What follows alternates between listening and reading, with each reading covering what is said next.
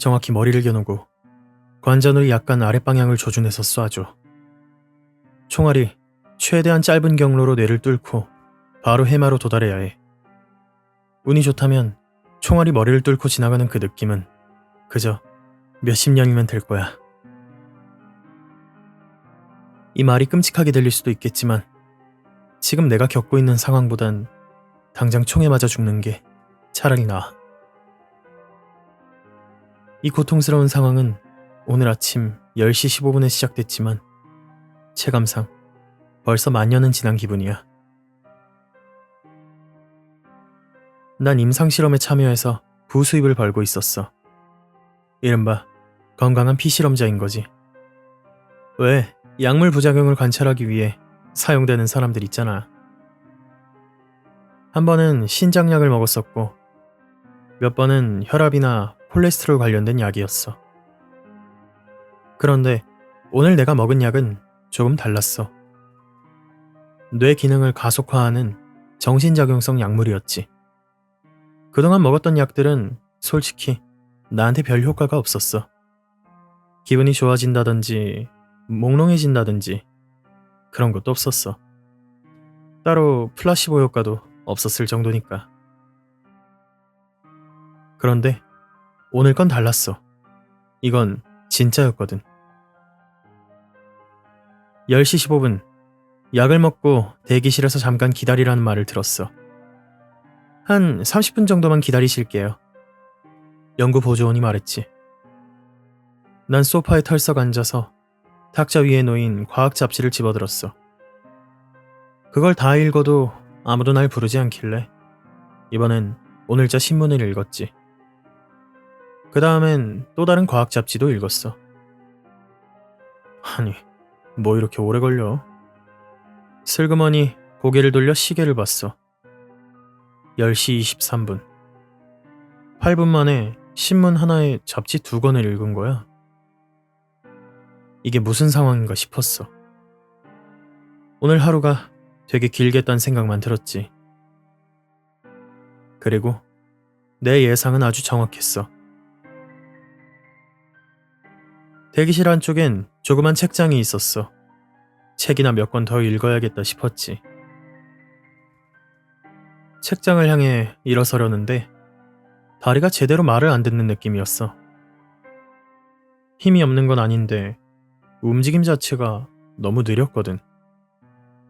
소파에서 일어나는 데만 1분, 책장을 향해 고작 2걸음 걷는데 또 1분이 걸렸어. 어떤 책을 읽을까 훑어보다가 모비딕 한 권을 골랐어. 그걸 집으려 팔을 뻗는데도 시간이 꽤 걸렸어. 손이 책에 닿기를 기다리는 게 지루하기까지 했으니까. 겨우 책을 들고 다시 소파로 돌아와서 마치 달에서 뛰는 우주비행사처럼 느릿하게 쓰러지듯 앉았어. 책을 펼쳤고 천천히 읽기 시작했지. 어느 순간 보니까 벌써 30장을 넘겼더라고.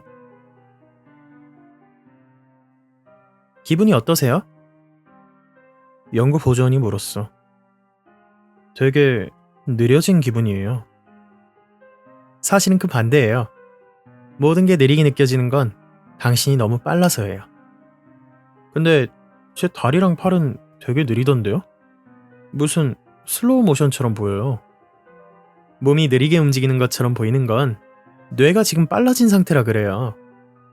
지금 당신의 뇌는 평소보다 10배? 20배쯤 빠르게 돌아가고 있어요. 생각하는 속도랑 세상을 인지하는 속도가 완전히 가속화된 거죠. 그런데 몸은 여전히 생체역학의 법칙에 묶여 있으니까 느리게 보일 수밖에요. 사실 당신은 일반인보다 훨씬 빠르게 움직이고 있어요. 그녀는 달리는 듯한 신용을 하며 말을 이어갔어. 그러니까 아무리 느리게 보인다 해도 일반인보다는 훨씬 빠른 상태인 거예요. 하지만 지금 당신 뇌가 워낙 빠르게 돌아가다 보니 그 빠른 걸음조차도 당신에겐 느리게 느껴지는 거죠. 난 느릿하게 소파 위에 쓰러졌던 그 순간을 떠올렸어. 근육이 느려졌다고 해도 중력은 똑같이 작용해야 하잖아? 그런데 이상하게도 그 느린 대기실 안에서는 넘어지는 것조차 느리게 일어났던 거야. 그들은 내게 여러 테스트를 진행했어. 그중 신체 테스트는 꽤 재미있었어. 처음엔 공 3개로 저글링을 시켰고, 다음엔 4개, 마지막엔 6개까지 던지게 했지. 6개나 되는 공을 공중에 띄워두는데도 전혀 문제가 없었어. 공들이 너무 느리게 움직이는 것처럼 보여서 오히려 지루했을 정도였거든. 또 그들은 시리얼을 공중에 던졌고 난 젓가락으로 그걸 잡아냈어. 또 동전 한 줌을 바닥에 던지고 그게 바닥에 닿기 전에 총액이 얼마인지 계산하기도 했지. 인지 테스트는 좀 덜 재밌었지만 훨씬 인상 깊었어. 단어 퍼즐 50개를 푸는데 걸린 시간은 3초. 포스터 크기 종이에 복잡하게 그려진 미로를 푸는데 단 2초. 초당 10장씩 넘어가는 이미지 슬라이드 쇼를 보고 질문에 답하는 것도 정확도 95%였어. 그들은 내 두뇌 반응 속도가 사실상 초인적인 사고 속도 영역이라고 했지. 그리고는 날 집으로 돌려보냈어. 몇 시간 지나면 약기운은 가실 거예요. 그들이 말했어. 물론 당신한테는 며칠처럼 느껴지겠지만요. 효과가 남아있을 때 최대한 활용하세요. 밀린 집안일이나 이메일 같은 거 처리하기 좋을 거예요. 집으로 가는 길은 겨우 지하철 3정거장거리고 현실 시간으론 35분밖에 안 걸리는데 약물 때문에 시간이 미친 듯이 느려진 나에겐 그게 며칠 같았어. 진짜로 농담 아니고 며칠 같았어. 몸이랑 머리가 따로 노니까 언제 멈춰야 할지, 어떻게 방향을 틀어야 할지 전혀 감이 안 잡혔어. 난 말 그대로 슬로우 모션 얼간이가 되어버렸지. 속도를 제대로 계산하지 못해서 엘리베이터 버튼 옆 벽에 정통으로 들이받기도 했어. 벽이 다가오는 게 보이긴 했는데 버튼을 누르려고 뻗은 손가락을 제때 빼지 못했거든. 그대로 세게 벽에 찧었지. 아니 근데 그때 고통이 진짜 장난 아니었어. 내 뇌가 평소처럼 느리게 돌아갔다면 고작 30초쯤 아팠을 텐데 지금 상태에선 그 통증이 30분에서 45분쯤은 지속된 것 같았어. 엘리베이터도 끔찍했지. 겨우 7층 내려가는데 4-5시간쯤 걸린 느낌이었어. 그 좁은 엘리베이터 내부만 계속 보고 있으니 미쳐버릴 지경이었지. 지하철역까지 달려가던 길은 인정할게. 그건 좀 재밌었어. 물론 내 몸은 여전히 말도 안 되게 느리게 움직이고 있었지만 그 느린 움직임 속에서도 발을 어디에 디딜지, 팔을 어떻게 흔들지, 몸통을 어떻게 틀지 다 계산할 수 있었거든. 시간이 좀 더 지나니까 이제는 몸보다 20배는 더 빠르게 돌아가는 이 뇌에 익숙해졌어. 그때부터는 마치 춤을 추듯 전력 질주했지. 인도의 사람들 사이를 요리조리 피해 다니고 차가 지나가는 틈을 몇 센치 차이로 스쳐 지나갔어. 내 시간 감각으론 지하철역에 내려가는 게 1시간 정도였어. 그리고 무려 6분 동안 도착한 열차가 서는 걸 기다렸지. 물론 열차가 들어오는 건 엘리베이터보단 덜 지루했다만 그래도 지루한 건 지루한 거였어. 그때 생각했지. 아까 그 모비딕 책 훔쳐올걸. 곧 열차가 완전히 멈추는 소리가 났어. 원래는 지하철 브레이크 소리가 되게 시끄러워서 귀를 막고 싶을 지경인데 지금 내 귀에는 그 고음이 3옥타브 정도는 느리고 낮게 들려서 단조로운 금관악기 소리처럼 들렸어. 느려진 건 지하철 소리만이 아니었어. 모든 소리가 너무 느려져서 거의 안 들릴 지경이었지. 사람 목소리는 완전히 사라졌어. 내 귀가 들을 수 있는 주파수 아래로 내려가 버린 거야. 그래도 같은 칸에 타고 있던 아기 울음소리 정도는 들을 수 있었어. 물론 그것도 마치 고래가 부르는 노래처럼 들렸지만 자동차 경적 소리나 도로 위를 덜컹거리며 지나가는 트럭 소리도 뭔가 낮고 흐릿한 울림 같은 멀리서 들리는 천둥 소리처럼 변해 있었어. 분명 연구소에 있을 땐 연구원들과 말이 통했었는데 지금은 이제 누구랑도 대화가 불가능했어. 약물의 효과는 점점 더 강해지고 있었고 사람들의 말소리라는 것 자체가 내 귀에서 사라지고 있었어. 난 그 지긋지긋한 열차 안에서 며칠을 보낸 기분이었어. 그 고래 울음소리 같은 아기 울음소리랑 금관악기 같은 브레이크 소리를 들으면서 말이야. 소리는 자세히 들을 수 없었지만 냄새는 여전히 또렷했어. 사람들의 채취, 브레이크가 타는 냄새, 열차 안을 떠도는 방귀 냄새랑 별별 악취. 그 모든 게 하나로 뒤섞여서 코를 찔렀지. 코는 전혀 적응하지 못했어. 그리고 드디어 집에 도착했을 땐 정말 안도했어. 적어도 집에는 내가 할 수 있는 게 있었거든. 집에 오면 원래 읽고 있던 책을 빨리 읽고 싶었어. 100년 동안의 고독이라는 명작이 있어. 다들 읽어봐. 어쨌든 그것도 이내 다 읽어버렸어. 너무 빨리 페이지를 넘기는 바람에 여러 장을 찢어먹기도 했는데 내가 정작 시간을 많이 쓴 건 책을 읽을 때가 아니라 넘길 때였지. 시계를 보니 집에 도착한 뒤로 겨우 3분 지났더라. 인터넷을 해보려고도 했어. 근데 세상에, 요즘 컴퓨터 속도 진짜 느리더라. 페이지 하나 로딩하는데 몇 시간은 걸리는 것 같았고 읽는 데는 1초도 안 걸렸어. 뉴스 피드에 떠있는 기사를 100개쯤 읽었을 때도 실제로는 겨우 3분이 지나 있었지. 뭘 해도 시간이 안 가니 얼른 약 기운이 빠지기만을 바라게 됐어. 그래서 난 잠을 자보려고 했어. 그런데 안타깝게도 내가 인지하는 시간 감각이랑 실제로 뇌가 인지하는 시간 감각은 별개더라고. 그러니까 난 체감상 며칠은 깨어 있었는데 실제로 뇌는 그저 오후 1시 25분이라고 생각하고 있었던 거야. 아직 잘 준비가 안 됐다는 거지. 그래도 그냥 누워봤지만 전혀 잠이 오지 않더라. 그래서 어쩔 수 없이 수면제 하나를 삼켰어. 암비엔이라는 수면 유도제였는데 알약이랑 물이 목을 타고 내려가는 느낌이 정말 역겹더라. 무슨 달팽이 같은 덩어리가 내 식도를 기어 내려가는 그런 감각이었거든. 약효가 돌 때까지 또 할 게 없으니 책이나 읽었어. 한 권, 두 권 읽다 보니 암비엔을 먹은 지 18분쯤 되었을 때였어. 갑자기 짜증이 나는 거야. 내가 왜 이렇게 살아야 하는데? 난 책을 방 건너편으로 확 던졌어. 책은 마치 나뭇잎처럼 공중에서 빙글빙글 돌며 천천히 날아갔고 벽에 부딪힐 때 낮고 길게 울리는 소리를 냈어. 그게 몇 시간 동안 내가 들은 유일한 소리였지.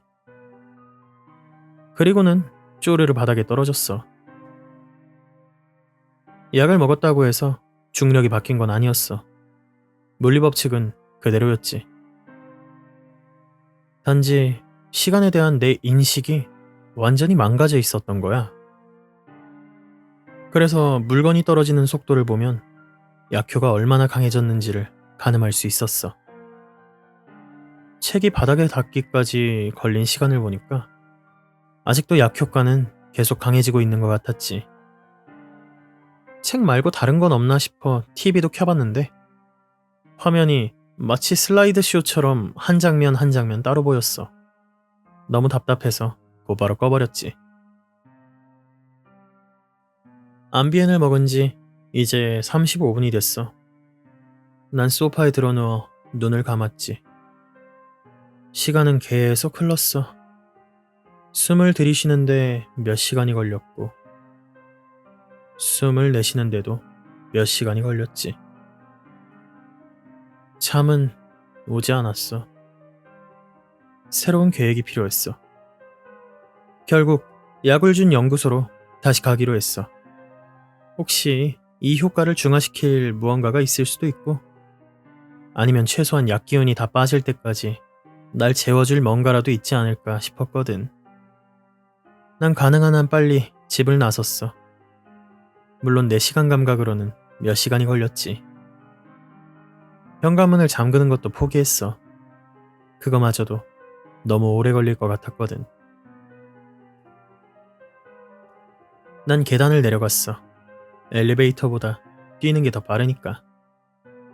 로비를 지나서 현관문을 열고 거리로 나왔어. 이 간단한 과정 하나가 무슨 대단한 노동처럼 느껴졌어. 거리를 질주하면서 사람들 사이를 요리조리 춤추듯 피해 다녔지. 그들의 눈에는 내가 무슨 슈퍼히어로처럼 보였을지도 몰라. 지하철역 첫 번째 계단을 내려갔고 중간층에 도착했어. 내 기준으로는 또 1시간이 흐른 후였지. 그리고 두 번째 계단을 향해 발을 내디뎠을 때 암비엔이 진짜로 작용하기 시작했어.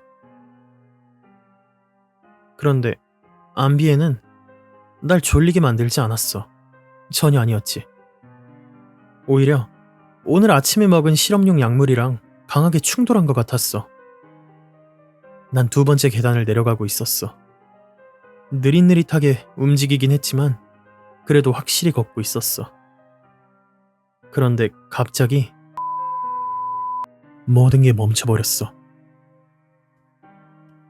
거리와 지하철 소음처럼 배경을 채우던 둔탁한 울림은 완전히 사라졌고 그 자리를 내가 평생 느껴본 적 없는 완벽한 정적이 채웠어. 암비엔이 들어오기 전까지만 해도 내 시간 감각은 현실의 수백 배 정도 느렸어. 그런데 암비엔이 제대로 작동하면서 수천 배는 더 느려졌어. 1초가 하루처럼 느껴졌으니까. 눈동자만 살짝 움직여서 시선을 옮기려 해도 시야가 미세하게 밀려가는 그 과정조차 불가능할 만큼 느렸어. 그 순간부터는 몸을 제대로 통제하는 게 거의 불가능했어. 난 계단에서 결국 넘어졌어. 사실상 한 발을 든 채로 공중에 정지해 있는 상태였는데도 근육을 원하는 대로 조정하는 게 전혀 안 됐어. 한참 동안 앞으로 발을 내디디라고 명령했다가 다음 계단을 놓칠 것 같이 보이니까 또 몇 시간 동안 뒤로 당기라고 명령했지. 발목 각도를 맞추는데도 몇 시간을 썼고 그게 또 어색하게 느껴지면 다시 몇 시간을 들여서 재조정했어. 그렇게 온 힘을 다했는데도 결국 다음 계단에서 발목이 꺾였어. 느린 속도 덕분에 고통이 덜했냐고? 절대 아니었어. 시간이 아무리 느려도 고통은 그대로였어. 꺾인 발목에 실리는 무게가 시간에 따라 점점 더 강해졌고 그에 따라 고통도 점점 더 끊임없이 쌓여갔지. 귀로 들어오는 소리는 시간에 따라 흩어져서 희미해졌지만 통증은 그게 안 되더라고. 고통은 그냥 필터 없이 뇌로 직행했어. 수시간에 걸친 하중이 수시간에 걸친 고통으로 바뀌는 걸 그대로 다 느껴야 했지. 그리고 난 앞으로 고꾸라졌어.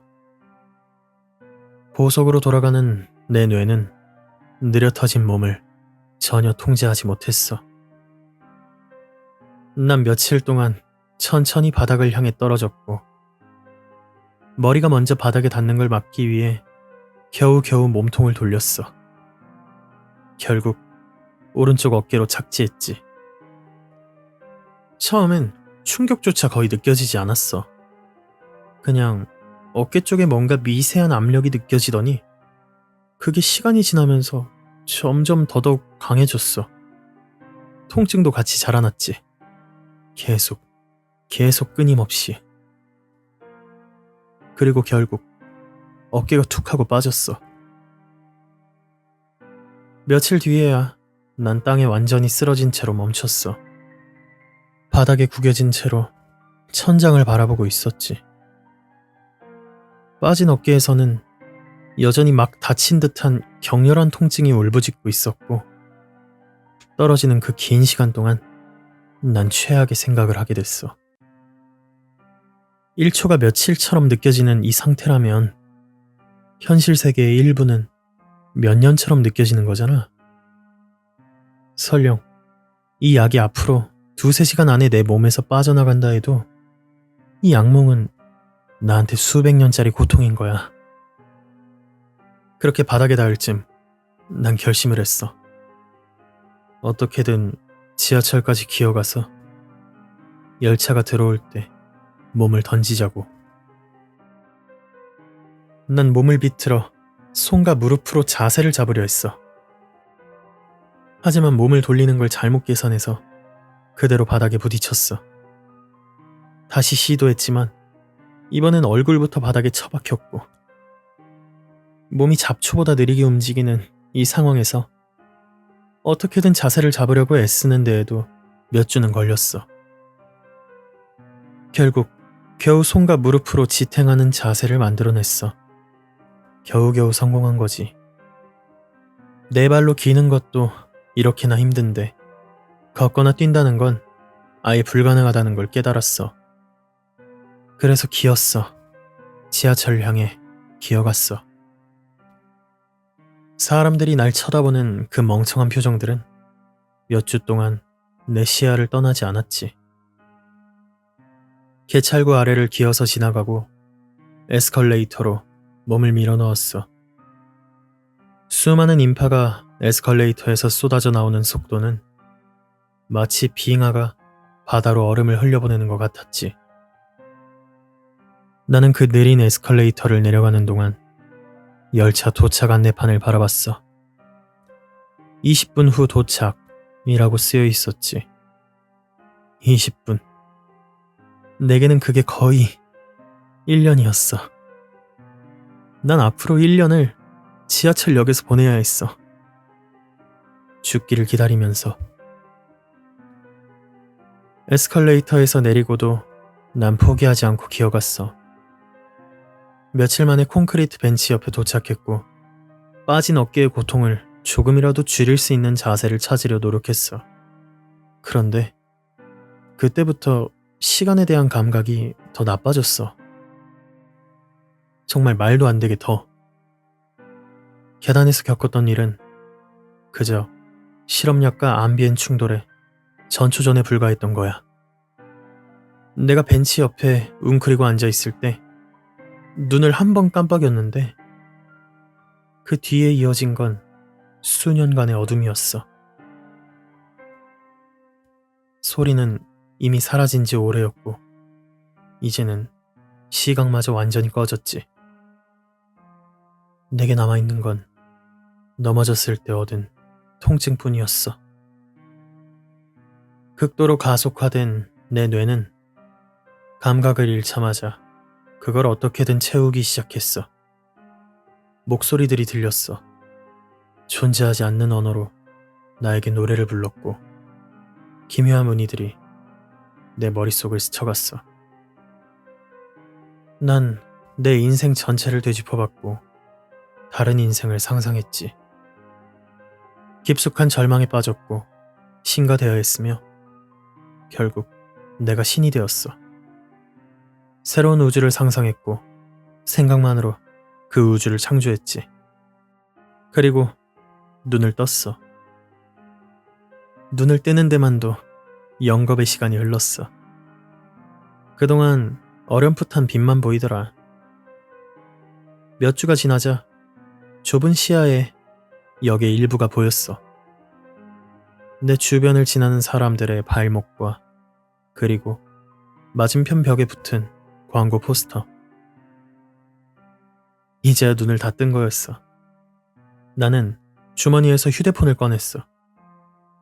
그 단순한 동작 하나에 수십 년이 걸렸지. 이 지루함을 도대체 어떻게 설명해야 할까? 어깨 통증 같은 건 이제 아무것도 아니야. 지루함이 고통 그 자체였어. 생각할 수 있는 건 이미 수백 번씩 다 생각해봤고, 어차피 보이는 건 사람들 발목이랑 광고 포스터뿐이었어. 절대 변하지 않아. 절대로. 난 이 고통 속에서 도망칠 수도 없어. 그럼 내 선택지는 뭐가 있을까? 기어서 선로로 떨어진다고 해도 기차가 안 오면 난 안 죽어. 고작 네 발 높이에서 떨어진 통증만 늘어날 뿐이고, 결국엔 역에 있던 착한 누군가가 날 끌어올리겠지. 그럼 열차가 진짜로 들어올 때는 난 다시 아무것도 못하게 돼. 그 선택지에선 내 고통은 절대 끝나지 않아. 그래서 나는 기다리는 거야. 기차가 올 때까지. 그래야만 내가 그 아래로 몸을 던질 수 있으니까. 그리고 마침내 기차가 나를 덮치면 그 순간부터 나는 산채로 조각나는 고통을 수세기에 걸쳐 느끼겠지. 그러다 결국 생명이 내 뇌에서 빠져나가고 이 모든 경험은 끝날 거야. 난 이 벤치 아래에서 수백 년의 인생을 살았어. 정신적으로만 따지면 난 지금껏 살아온 그 어떤 인간보다도 나이가 많아. 내 삶의 대부분은 절대 변하지 않는 지하철역 바닥 위에서 보통의 몸을 웅크린 채 사람들의 발목만 바라본 찰나의 한 장면이었어. 이 글은 내 플랜 B야. 내 마지막 수단. 희박한 확률에 거는 도박이지. 난 평생을 들여 이 글을 작성하고 올렸어. 지금 이 순간 누군가가 이 글을 읽고 내 고통을 끝내야 한다고 믿어주길 바라면서, 지금 여기 이 글랜몬트역 어딘가에 있는 누군가가 벤치 아래 웅크리고 있는 나, 에스컬레이터를 기어 내려온 나를 찾아내서 최대한 빠르고 확실하게 죽여주길 바라면서, 관자놀이에 딱 총알 한 발이면 돼. 만약 당신이 무기를 가지고 있고 글랜몬트역에 있다면 제발 나를 쏴줘.